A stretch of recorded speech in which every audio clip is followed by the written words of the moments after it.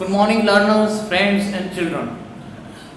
Today we are going to complete the third part of adverb. ठीक है, उसमें भी कुछ हमारे सेपरेट कुछ एडवर्ब बचते हैं जो काफ़ी कंफ्यूजिंग हैं और साथ में कुछ पेयर में हैं वो भी काफ़ी कंफ्यूजिंग है। तो अभी हम डिस्कस करने जा रहे हैं। Let's start. तो हमने वेरी पर इसको क्या किया था लास्ट, वेरी और मच पर हमने इसको लेफ्ट किया था। यहाँ से लास्ट में हम यहाँ पर थे। वेरी और मच, वेरी का मीनिंग होता है हिंदी में बात करें तो बहुत, और मच का मतलब होता है अधिक, जिसको हम बोलते हैं।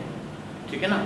तो इन दोनों को अगर हम देखिए, बहुत, इसमें मैंने एक बात पहले बताई थी आपको कि इसको हम पॉजिटिव डिग्री में यूज करते हैं, इसको कंपैरेटिव डिग्री में हम यूज करते हैं। ठीक है, कैसे?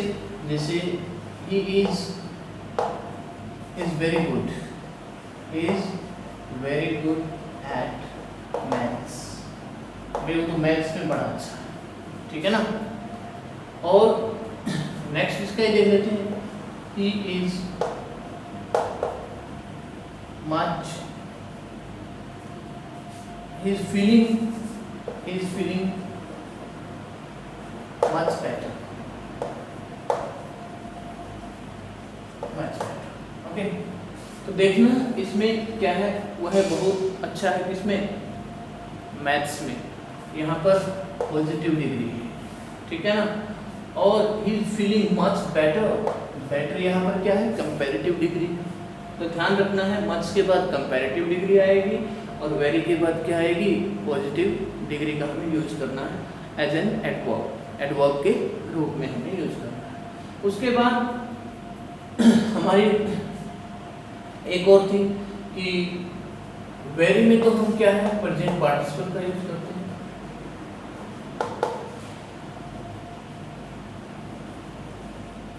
प्रेजेंट पार्टिसिपल का यूज करेंगे। और मच में क्या यूज करेंगे हम? पास्ट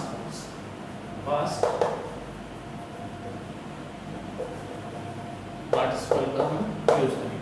प्रेजेंट पार्टिसिपल क्या होता है? फर्स्ट फॉर्म प्लस आईएनजी, और पास्ट पार्टिसिपल क्या होता है? Third form of the verb. ठीक है ना। ये इसमें ध्यान देना है कि वेरी के बाद तो हम प्रेजेंट पार्टिसिपल का यूज करते हैं और मच के बाद किसका यूज करेंगे? पास्ट पार्टिसिपल का यूज करेंगे। जैसे, क्योंकि यही कंफ्यूजन होता है, यही कॉमन एरर्स में देखा जाता है, यही कॉम्पिटिटिव एग्जाम में एग्जामिनर पूछता है आपसे। ठीक है। जैसे कि अब है you are very interested, you are very interested. ठीक है। यहाँ पर इंटरेस्टिंग क्या है? प्रेजेंट पार्टिसिपल है कि आप बहुत दिलचस्प हो। ठीक है ना। और भी हम कोई लेते हैं, और भी ले सकते हैं। नेक्स्ट क्या है? इसी से बनाते हैं। This is much required for me, ध्यान रखना ये मेरे लिए बहुत जरूरी है। रिक्वायर्ड क्या है यहाँ पर? Past participle. मच के बाद आपने क्या है? पास्ट पार्टिसिपल इनके थर्ड फॉर्म यूज करनी है एज एन एडजेक्टिव। एडजेक्टिव है दोनों। ठीक है ना, ध्यान रखना। और एडजेक्टिव को जो क्वालिफाई करता है वो भी क्या होती है? एडवर्ब। जैसे वेरी और मच क्या है? पहले आए हैं क्योंकि यहाँ किसके रूप में काम कर रहे हैं? एडवर्ब के रूप में काम कर रहे हैं। ठीक है। अब एक और इनका बचता है वेरी और मच का है। वेरी मच हम कंबाइंड भी यूज कर सकते हैं। जैसे बहुत ही फेमस सेंटेंस है, thank you very much.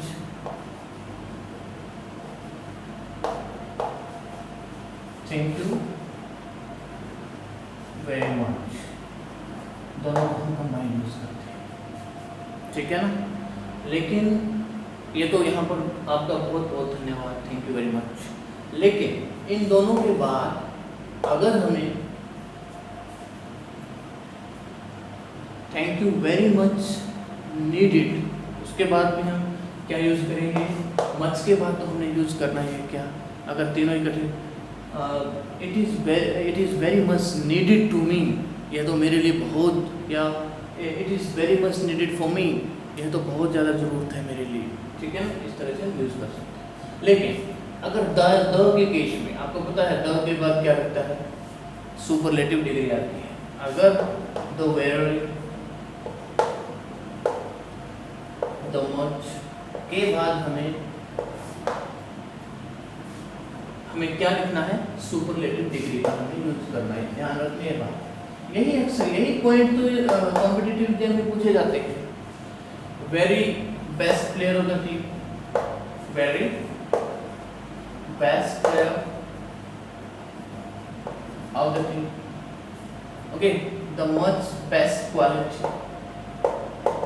Quality of the thing, of the goods, of the commodity, कुछ भी हो सकता है, ये ध्यान देना है इस पर, ठीक है। अब हम आते हैं नेक्स्ट, हमारा जो है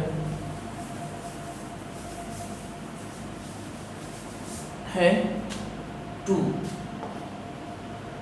टू का मीनिंग होता है, more than required, more than required, more than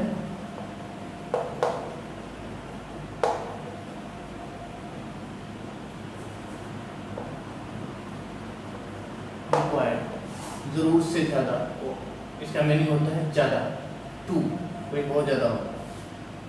इसका और भी अगर हिंदी मीनिंग देखें तो इस ऑल्सो के सेंस में भी हम इसको यूज करते हैं, इसका नाम है भी, ठीक है ना। और साथ में एडिशन के रूप में, बिसाइड्स के रूप में, कि इसके अलावा भी हम इसको यूज करते हैं, ठीक है। टू को हमेशा हम नेगेटिव सेंस में यूज करते हैं, नेगेटिव मीनिंग के रूप में इसको यूज करते हैं। और इसके बाद टू आपने प्रेपोजिशन लगानी होती है, ध्यान रखना। बहुत ज़्यादा ये मिस्टेक करते हैं और बहुत ज़्यादा कॉम्पिटिटिव एग्जाम में पूछा जाता है। जैसे ही is too weak to walk, भाई वो इतना ज़्यादा कमज़ोर है कि चल भी नहीं सकता है, आगे नहीं वो कर सकता है। इसको एक तो हम इस तरह से यूज करते हैं वहाँ पे। यहाँ पर वीक क्या है, वीक है एडजेक्टिव, क्या है एडजेक्टिव, और एडजेक्टिव से पहले क्या आ गया यहाँ पर, क्या आ गया, क्या आ गया, टू, इसको हम एडवर्ब बोलेंगे, ठीक है। नेक्स्ट, टू के साथ और भी हम ध्यान रखना है, टू के बाद हमेशा अनप्लेजेंट एडजेक्टिव का ही यूज करते हैं, मैक्सिमम अनप्लेजेंट एडजेक्टिव्स।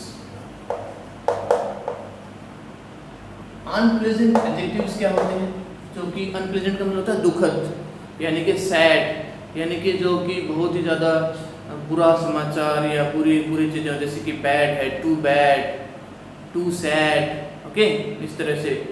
और टू वरीड, ठीक है ना, टू वरीड, चिंतित होना, ठीक है ना, टू सॉफ्ट, ठीक है ना। इस प्रकार से अनप्लेजेंट एडजेक्टिव के साथ ही हम इसको यूज करते हैं। जैसे he is too soft,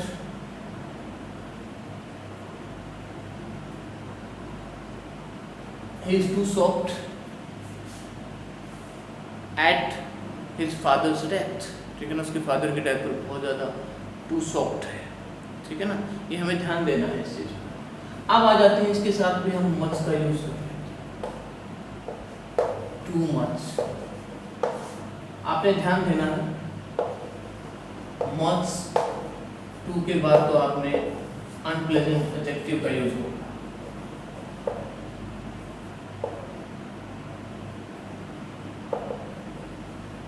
unpleasant adjective, ठीक है ना। He is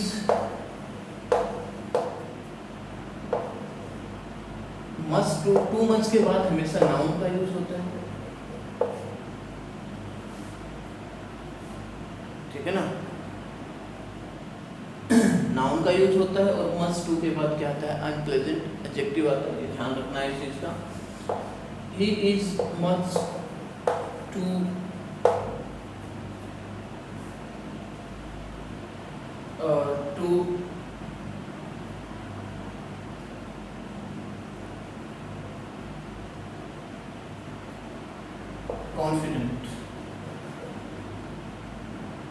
confident to do it. He is much too confident to do it. ये ध्यान रखना है इस चीज़ का हमने कि वह बहुत ज़्यादा कॉन्फिडेंट है, much too confident to do it, इसको करने के लिए बहुत ज़्यादा अपने आप में अस्वस्थ है। इस प्रकार से हम देख सकते हैं। तो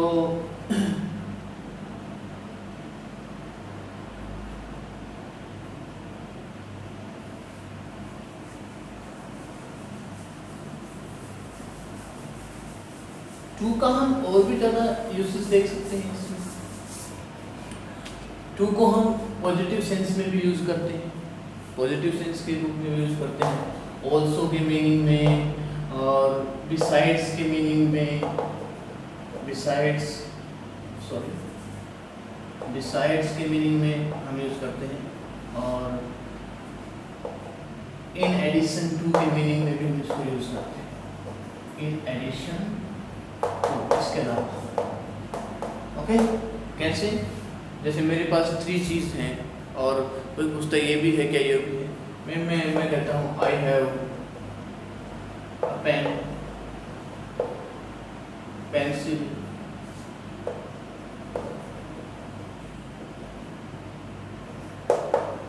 and a marker to,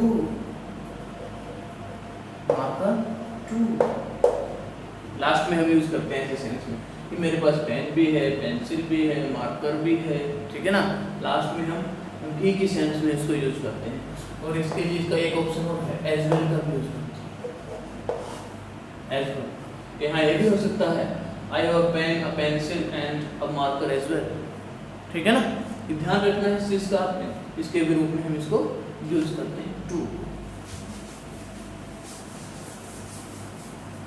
adjectives को हम डिटेल में कर चुके हैं, इसलिए आपने बहुत अच्छी तरह से समझना है कि जब भी मैं प्लेजेंट एडजेक्टिव्स की बात करता हूँ या अनप्लेजेंट की एडजेक्टिव, जैसे वेरी में बताया मैंने कि प्लेजेंट एडजेक्टिव्स इसमें यूज किए जाते हैं, जैसे वेरी गुड, वेरी प्लीज्ड, ठीक है ना। प्लीज्ड वैसे तो नहीं आता थर्ड फॉर्म, लेकिन प्लीज कुछ ऐसे एक्सेप्शंस हैं, प्लीज्ड है, टायर्ड है, डिलाइटेड है, ऐसे कुछ है जिनके साथ हम पास्ट पार्टिसिपल भी यूज़ करते हैं। तो हमें ध्यान रखना है वेरी जो है वो प्लेजेंट एडजेक्टिव के साथ यूज होता है, और मच को हम अनप्लेजेंट के साथ भी यूज़ करते हैं, अनप्लेजेंट के साथ यूज़ करते हैं। ऐसे ही टू को भी हम किसके साथ यूज़ करते हैं, अनप्लेजेंट एडजेक्टिव के साथ यूज़ करते हैं। अब अनप्लेजेंट एडजेक्टिव्स आपको पता है, बैड है, सैड है, इस प्रकार से आपने ध्यान रखना है, ठीक है ना। रूडली है, ठीक है ना, रूडली है, हम देखना है इस प्रकार से, रूड जैसे गंवारों की तरह वो करना। अब आ जाते हैं इनफ का मतलब वैसे होता है काफ़ी, बहुत, ऐसे ही हम यूज करते हैं इनफ। लेकिन ये समझना है कि कब हम इसको एडवर्ब के रूप में यूज करेंगे, ठीक है ना। देखिए जब ये एडजेक्टिव के बाद यूज होता है, जैसे मैं एक वर्ड लिखता हूँ इंटेलिजेंट, इंटेलिजेंट के बाद जो आएगा ये आएगा इनफ, ये ध्यान रखना। जब ये एडवर्ब के यूज में रूप में यूज होगा तो ये एडजेक्टिव के बाद आएगा। He is intelligent enough to crack the exam, वह बहुत ज़्यादा इंटेलिजेंट है इस एग्जाम को क्रैक करने के लिए, पास करने के लिए हम कह सकते हैं, ठीक है ना। इज ये सेंटेंस को पूरा कर देता हूँ। इंटेलिजेंट इनफ का मतलब होता है काफ़ी, ठीक है ना, बहुत ज़्यादा, जिसको हम बोलते हैं बहुत ज़्यादा, वेरी मच, बहुत ज़्यादा। लेकिन ये ज़्यादा हम इसको intelligent to crack the exam,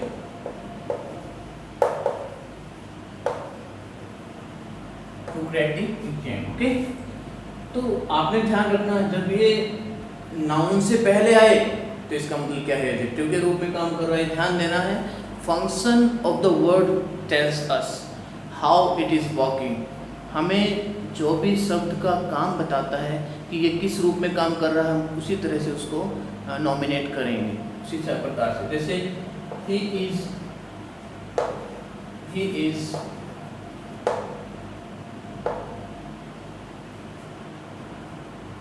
he has enough preparation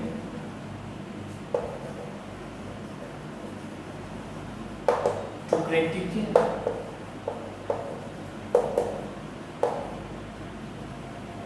अब यही सेंटेंस में देखिए आप, ये सेंटेंस तो दोनों, he has enough प्रिपरेशन, उसकी तो काफ़ी क्या है प्रिपरेशन है एग्जाम को क्रैक करने के लिए। यहाँ प्रिपरेशन क्या है, नाउन, नाउन से पहले क्या आ गया एडजेक्टिव, ठीक है ना, ध्यान रखना ये एडजेक्टिव का काम कर रहा है यहाँ पर इनफ, और यहाँ पर किसका काम कर रहा है, ये एडवर्ब का काम कर रहा है, ठीक है ना, ये हम जानेंगे। तो इनफ के बारे में बिल्कुल भी कंफ्यूजन नहीं रखना। उसके बाद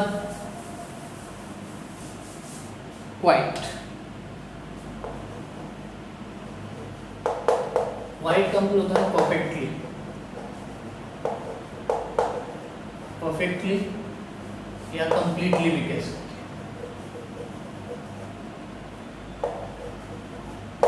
पूरी तरह से परफेक्ट किसी भी चीज में, okay. he is quite well, he is quite well, वो बिल्कुल ठीक है। वेल क्या है यहाँ पर एडजेक्टिव है, एडजेक्टिव भी क्या है क्वाइट वेल, बिल्कुल ठीक है, ठीक है ना। तो यहाँ पर जो एडवर्ब है किसके रूप में काम कर रहा है, सॉरी ये एडवर्ब के रूप में काम कर रहा है, इसका ये क्या है यहाँ पर एडजेक्टिव, ये ध्यान देना है, ठीक है। क्वाइट का मतलब होता है बिल्कुल या परफेक्ट के सेंस में हम इसको यूज करते हैं। उसके बाद नेक्स्ट हम आ जाते हैं यट,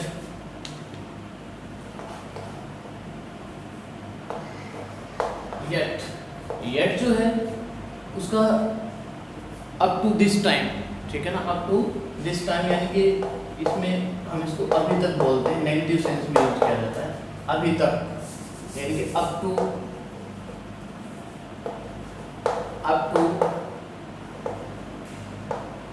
this time हम इसको यूज करते हैं, ठीक है ना। किसमें ज़्यादातर हम इसको किसमें यूज करते हैं, present perfect tense, present perfect tense में ही ये ज़्यादा यूज करना। हमने टेंसेस भी है ऑलरेडी कंप्लीटेड, आपने ध्यान देना है, यानी कि जैसे कि अब वो अभी तक आया नहीं है, he has not come yet, अभी तक पहुंचा नहीं है। यहाँ पर जो yet है वो क्या है, एडवर्ब के रूप में काम कर रहा है, ठीक है ना। ये प्रेजेंट परफेक्ट टेंस के साथ हम इसको यूज करेंगे। नेगेटिव सेंस में यूज होता है। अच्छा, उसके बाद हमारे कुछ और भी पेयर हैं, हम पेयर के बारे में डिस्कस कर लेते हैं। तो हमारे रिमेनिंग है जैसे हाई, हाईली, ठीक है, हाई, हाईली, और भी है क्विक, क्विकली। हम अक्सर कंफ्यूज हो जाते हैं क्योंकि हाई और क्विक ये एडजेक्टिव भी तो है, लेकिन हमें देखना है हाई का मतलब होता है ऊंचा। अगर प्लेस की बात करें, टाइम की, मतलब जैसे ही माउंटेड हाई, वह ऊंचाई पर चढ़ गया, ठीक है ना। He is highly intelligent, he is a highly intelligent student,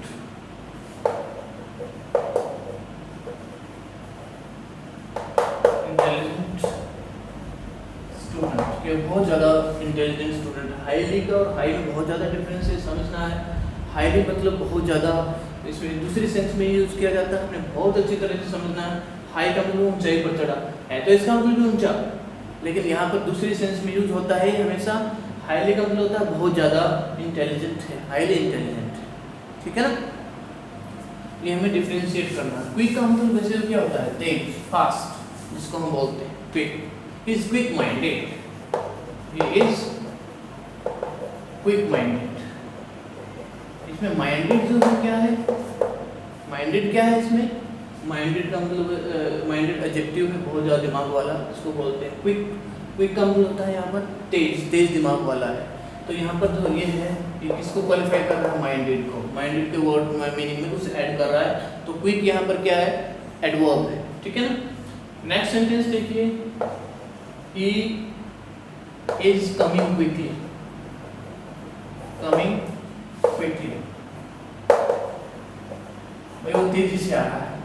देखो तेज होना या तेजी से मीनिंग में तो फर्क हो गया ना, भाई वो तेजी से आ रहा है, ठीक है ना। इन अ हरी, इसको हम जो बोलते हैं जल्दबाजी में आ रहा है, क्विकली तेजी से आ रहा है। तो मीनिंग को हमें ऐसे ऐसे डिफ्रेंशिएट करना है, ठीक है। उसके बाद और भी हम पेयर लेते हैं, अर्ली और सून। बहुत ज़्यादा कंफ्यूजन हो जाता है। अर्ली का मतलब होता है पहले से ही, बिफोर, ठीक है ना। और सून का मतलब होता है जल्दी, ठीक है ना। सून का मतलब होता है जल्दी। तो ऐसे इसको हम जैसे हम सीधा सा कर लेते हैं। अर्ली के हम दोनों के रूप में यूज करते हैं। He came soon after he arrived. Soon का मतलब होता है जल्दी आ जाना, जैसे you please,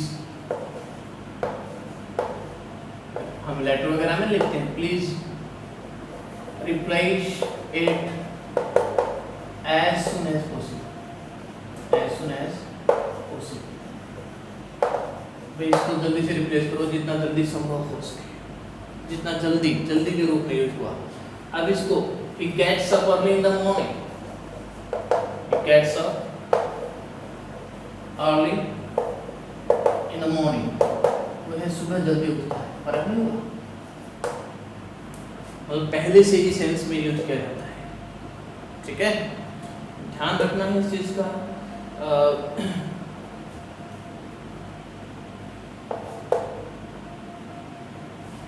अर्ली का मतलब होता है पहले से, सून का मतलब होता है जल्दी। ये ध्यान रखना है इस चीज का, डिफरेंशिएट करना अच्छे से। कभी दोनों को हम एक मीनिंग लगा जाते हैं कई बार, ठीक है। ही इज कमिंग सून, वह जल्दी आ रहा है। देखिए बहुत अच्छे से, he is coming soon, he is coming soon, वह जल्दी आ रहा है, ठीक है ना। ही हैज कम अर्ली, वो तो पहले ही आ चुका है।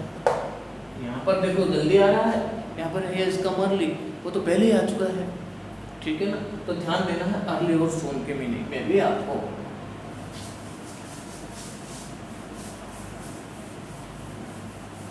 अर्ली सून काफी इम्पोर्टेंट है। उसके बाद और भी बहुत सारे ऐसे हो सकते हैं जिनमें हम कंफ्यूजन रखते हैं, ठीक है। अब जैसे हम आगे बढ़ते हैं इन्वर्जन की तरफ।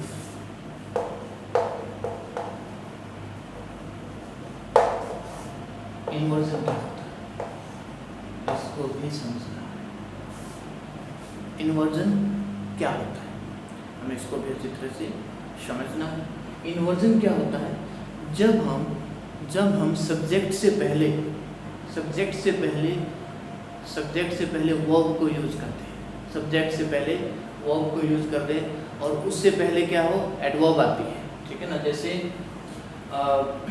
Only, this is seldom,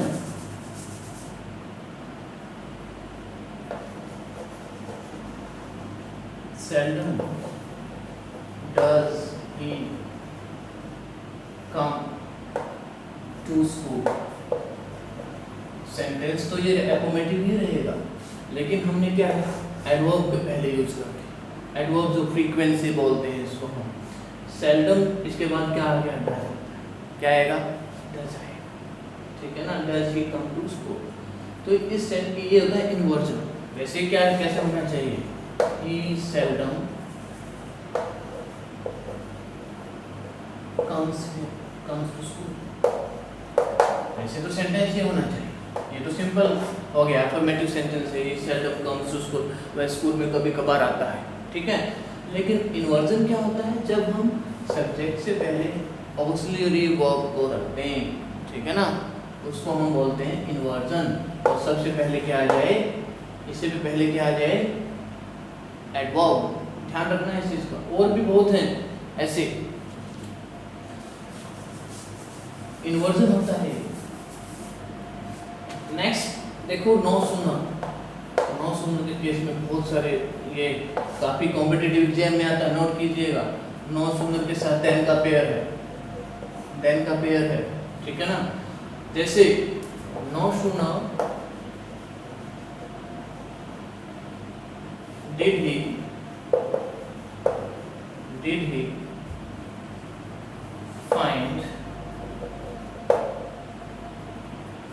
find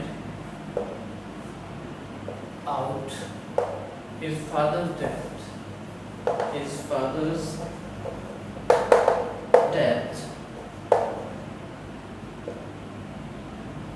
then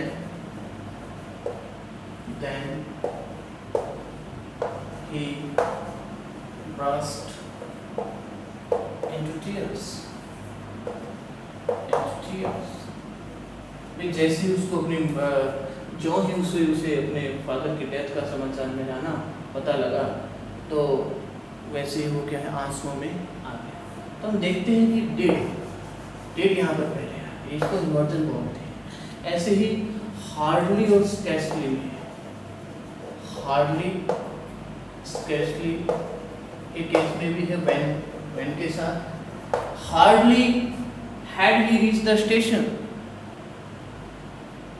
comma, या when the train left, train चली गई, मुश्किल से वो बस पहुंचा ही था, तभी क्या है, गाड़ी निकल गई। इस तरह से हमें ध्यान रखना है, बहुत बार आता है एग्जाम में, हार्डली के साथ when आएगा, ठीक है ना, हार्डली और स्कैर्सली के साथ। ये भी हमें पूरी अच्छी तरह से अपने माइंड में रखना है।